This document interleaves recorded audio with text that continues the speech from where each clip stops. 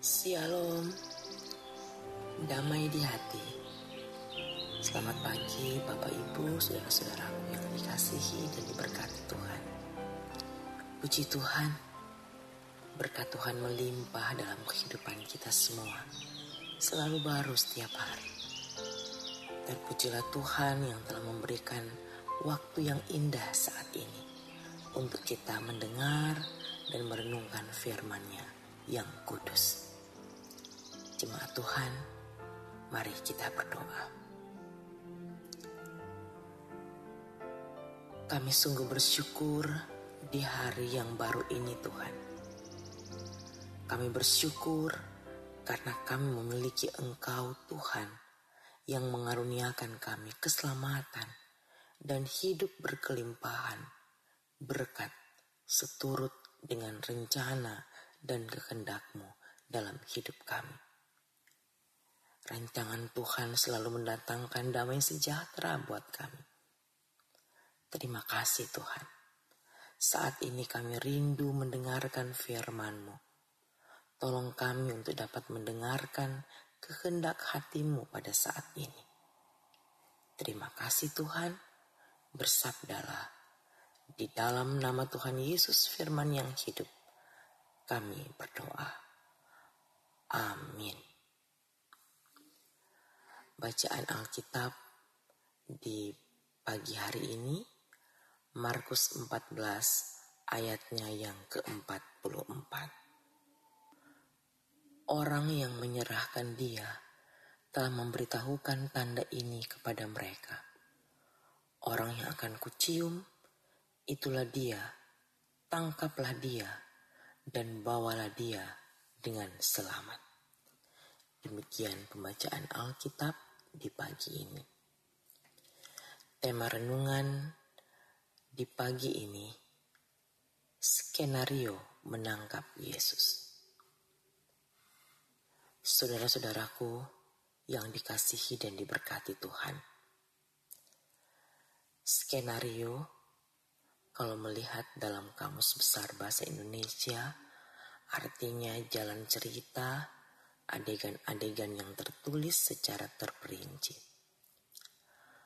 Hal yang sama juga dilakukan oleh Yudas Iskariot, menyusun jalan cerita untuk menangkap Yesus. Yudas Iskariot memakai semua fasilitas, baik melalui dukungan para imam kepala dengan memberikan rekomendasi, sehingga tersedianya pasukan bersenjata.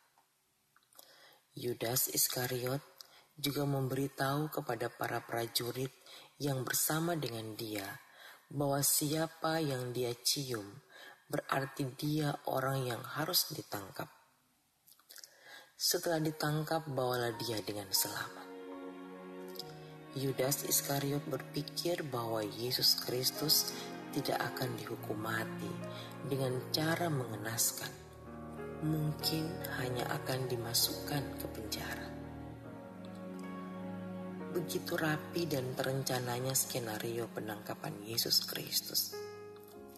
Strategi menentukan berhasil atau tidaknya sebuah rencana.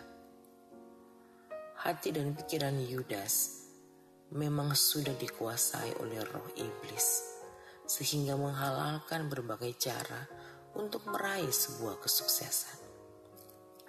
Saudara-saudaraku, ketika kehidupan dipenuhi dengan berbagai problematika, kemelut, persoalan hidup, tantangan, godaan, ancaman, dan tekanan yang berat sekalipun, maka firman Tuhan Allah hari ini mengajarkan kepada kita untuk tetap setia dan tetap berkomitmen tinggal dan hidup dalam Tuhan Yesus Kristus. Kita diajak untuk jangan membuat strategi atau rencana untuk saling menjatuhkan satu dengan yang lain. Sebaliknya, susunlah dan laksanakan strategi yang baik untuk menghasilkan sesuatu yang berguna, bermanfaat, dan menyelamatkan banyak orang. Orang tua punya peran yang sangat strategis untuk memotivasi anak-anak melakukan segala sesuatu dengan kejujuran dan kesetiaan, mengikuti jalan yang telah diteladankan Yesus Kristus. Ia berkata, "Akulah jalan dan kebenaran dan hidup.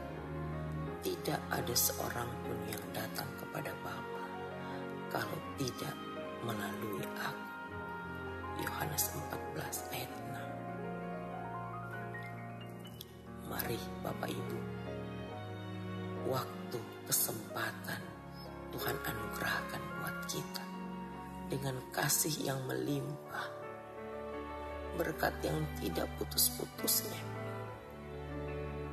Sekalipun tantangan dan pergumulan ada, tapi kasih setia lebih besar dari semuanya itu.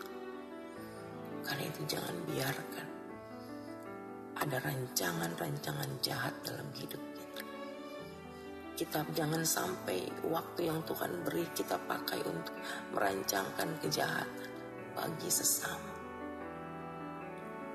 Tapi pakai waktu yang Tuhan beri dengan merancangkan hal yang baik, yang menyenangkan hati Tuhan, yang membuat Tuhan tersenyum. Maka pasti hidup kita akan senantiasa mengalami berkat-berkat Tuhan yang indah. Sekalipun ada pergumulan, bersama Tuhan pasti ada jalan keluar yang terbaik. Buktikan itu dalam hidup. Amin. Mari kita berdoa. Ya Tuhan Allah, terima kasih untuk firman-Mu di pagi ini. Tolonglah kami untuk boleh merencanakan sesuatu yang baik dan menyelamatkan banyak orang dalam hidup ini. Supaya kami boleh menjadi contoh dan teladan yang baik dimanapun kami pergi dan berada. Bukan sebaliknya, menjadi batu sandungan buat orang lain. Kami menyerahkan kehidupan kami di sepanjang hari ini dalam tugas kerja aktivitas kami. Biarlah semua boleh kami lakukan dengan penuh sukacita, penuh tanggung jawab, dan semua dalam penyertaan kasih setia Tuhan. Kiranya apa yang kami lakukan hari ini boleh berhasil dalam pertolongan dan pengasihan Tuhan. Terpuji nama-Mu Tuhan. Di dalam nama Tuhan Yesus kami berdoa. Amin. Demikianlah renungan di pagi hari ini. Shalom, damai di hati.